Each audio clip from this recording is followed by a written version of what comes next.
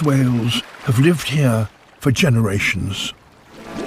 Many fish now stay closer to the surface, where the waters still contain enough oxygen to survive.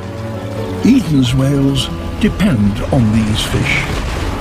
And with so few fish, the rewards from feeding like this are barely worth it. So, to survive here, the whales have developed a new hunting technique.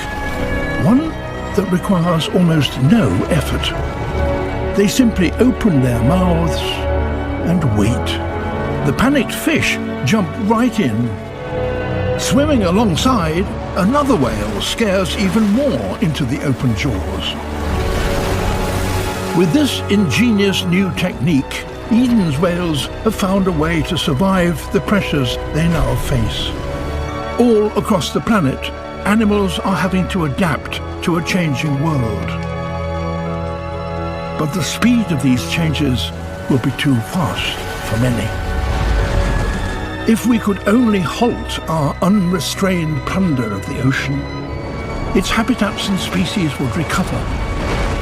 And at a time when our overexploited lands are already failing us, this has never been more important for humanity.